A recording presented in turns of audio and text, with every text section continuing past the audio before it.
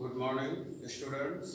मैं संदीप पाठक एक बार पुनः कक्षा 9 के इस ग्रुप में पार्ट ऑफ सेंटेंस को लेकर हाजिर हुआ हूँ। जैसा कि आप सभी लोगों को पार्ट ऑफ सेंटेंस पहले से बताए जा चुके हैं। जैसा कि बताया गया कि एक सेंटेंस के सामान्यतः दो पार्ट होते हैं।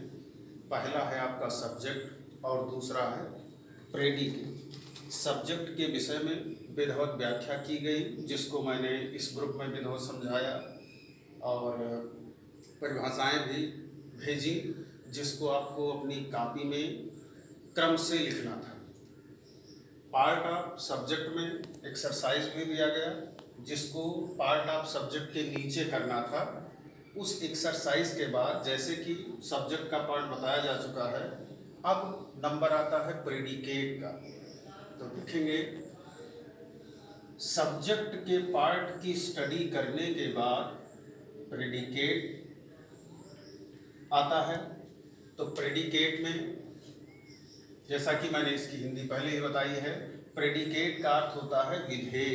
कर्ता के विषय में जो कुछ भी कहा जाए वह विधेय कहलाता है, वह पार्ट विधेय कहलाता है।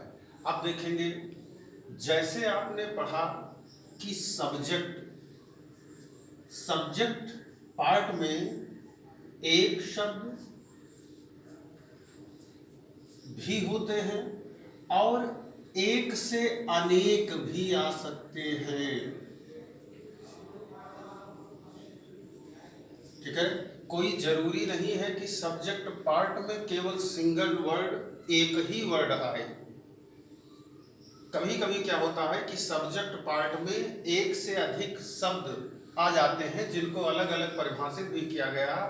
इसी में हेडवर्ड होता है, इसी में आपका क्वालिफायर होता है, इसी में एडजेक्टिव होता है और इसी में एडजेक्टिवल फ्रेज होता है। साथ ही साथ डिटरमिनर भी सब्जेक्ट पार्ट में आता है, जिसकी विधिवत व्याख्या बताई गई। यदि सब्जेक्ट पार्ट में कोई समस्या हो तो आप पूछ सकते हैं। फिलहाल अब नंबर है प्रेडिकेट का, तो प्रेडिकेट पर हम स्टडी करेंगे, देखेंगे क्या क्या कौन कौन से पार्ट प्रेडिकेट के अंतर्गत हैं।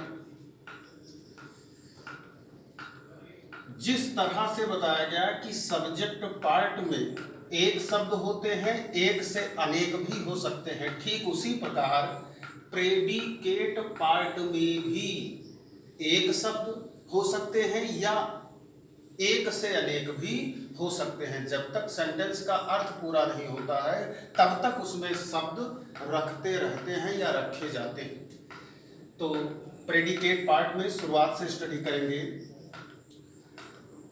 जैसा कि आप जानते हैं कि कुछ क्रियाएं इंट्रांजिटिव होती हैं। इंट्रांजिटिव का अर्थ होता है आकर्मक क्रिया। ऐसी क्रियाएं जो अपना अर्थ स्वयं पूर्ण कर देती हैं उन्हें अकर्मक क्रिया इंट्रांजिटिव वर्ब कहते हैं। और जब किसी वाक्य में इंट्रांजिटिव वर्ब आती है तो सामान्यतः वो अपने अर्थ को स्वयं पूर्ण कर देती है, इसलिए वर्ब के बाद किसी अन्य शब्द की आवश्यकता नहीं होती है। तब ऐसे में प्रेडिकेट पार्ट में केवल एक ही शब्द होता है। जैसे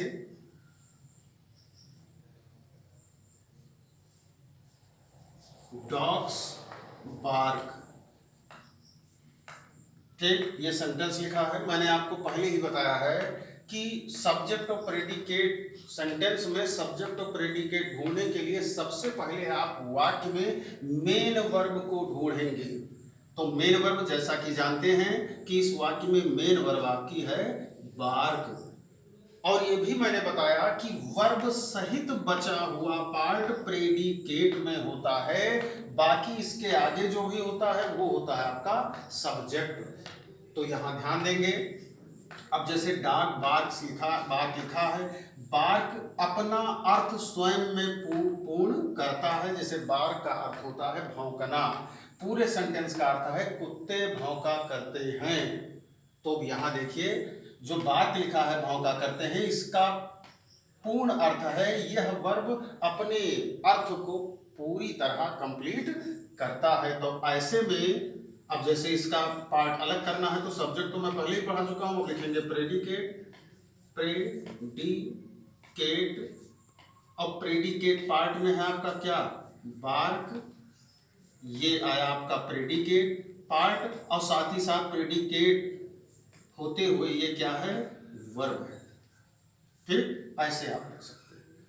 तो जब सेंटेंस में इंट्रांसिटिव वर्ब आती है तो इंट्रांसिटिव वर्ब अपना अर्थ स्वयं पूर्ण कर देती है, तब ऐसे वाक्यों में वर्ब के बाद किसी अन्य शब्द की आवश्यकता नहीं होती है, और सामान्यतः ऐसे वाक्यों में प्रेडिकेट पार्ट में एक ही शब्द होता है जिसे वर्ब कहते हैं, और ये वर्ब आपकी इंट्रांसिटिव वर्ब है, अकर्मक क्रिया। ठीक, अब इसके आगे देखेंगे। कुछ क्रियाएं ऐसी होती हैं जो अपना अर्थ स्वयं पूर्ण नहीं कर पाती हैं। ऐसी क्रियाएं जो अपना अर्थ स्वयं पूरा नहीं कर पाती हैं उनको ट्रांजिटिव वर्ब सकर्मक क्रिया कहते हैं। ऐसी क्रियाएं अपने अर्थ को पूर्ण करने के लिए किसी अन्य शब्द पर निर्भर होती हैं, या ऐसी क्रियाओं के अर्थ को पूरा करने के लिए सेंटेंस में अलग से एक अन्य शब्द जोड़ा जाता है। उस अन्य शब्द को ऑब्जेक्ट, हिंदी में कर्म कहते हैं। जैसे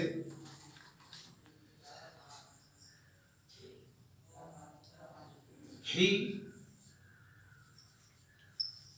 writes a letter।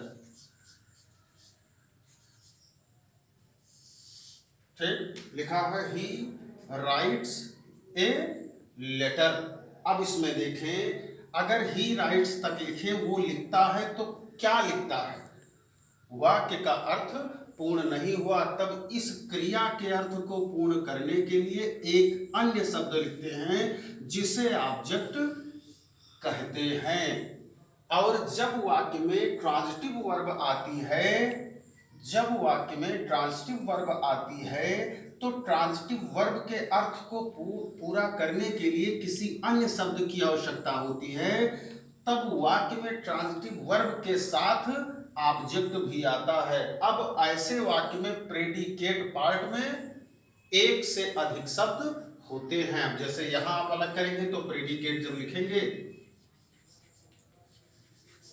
प्रेडिकेट, तो प्रेडिकेट पार्ट में क्या है, कितना है आपका, यहां राइट्स से लेकर लेटर तक, इसको पूरा लिखेंगे ए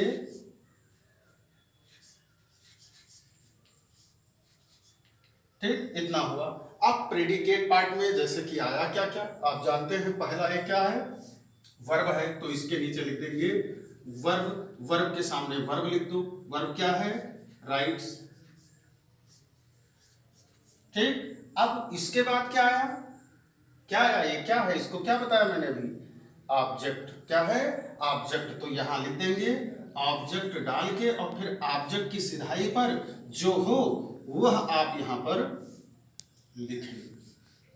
ठीक, तो यहां पर आपने देखा, दो उदाहरण मैंने दिया। जब वाक्य में इंट्रांसिटिव वर्ब होती है तब प्रेडिकेट पार्ट में संभवतः एक शब्द आता है जिसे वर्ब या इंट्रांसिटिव वर्ब कहते हैं, लेकिन जब वाक्य में ट्रांजिटिव वर्ब आती है तो ट्रांजिटिव वर्ब अपना अर्थ स्वयं पूरा नहीं करती है, इसके अर्थ को पूरा करने के लिए किसी अन्य शब्द की आवश्यकता होती है जिसे ऑब्जेक्ट कहते हैं। तब ऐसे वाक्यों में प्रेडिकेट पार्ट में एक से अधिक शब्द हो सकते हैं, जैसा कि मैंने उदाहरण आपको अभी दिया।